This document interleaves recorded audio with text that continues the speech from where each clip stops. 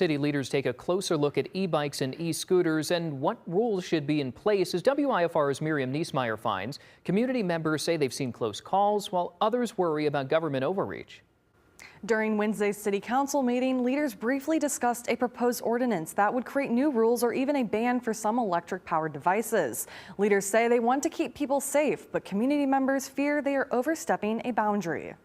I had 2 middle schoolers almost run into my car. Byron Mayor John Rickard joins a growing list of local governments to create guidance for the micromobility industry, also known as e-bikes and e-scooters. The state statute has put municipalities in an awkward spot, that we allow them in certain places, we become liable for all places.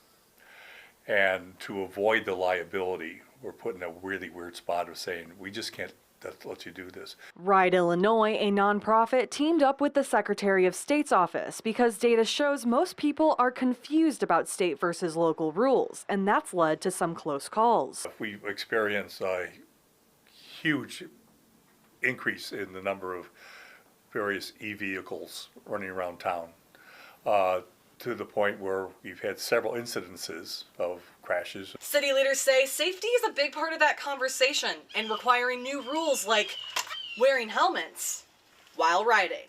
Marvin Swieger, a frequent e-bike user, attended Wednesday's council meeting to get clarity from the city on the ordinance. Put my fish poles on my bike. I got it set up for it and everything, tackle box, stuff like that. Hey, that's taking my freedom away. Under the current draft, e-bikes would likely remain allowed, but with added restrictions. E-scooters, however, could face a ban on public streets. You don't want to over-regulate, but at the same time, there is a very serious need to keep people safe.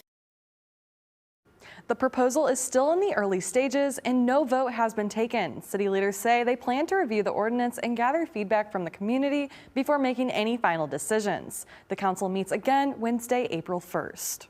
Now, the best way to figure out what can and can't be used on Illinois roads is to take a bike safety quiz on rideillinois.org's website.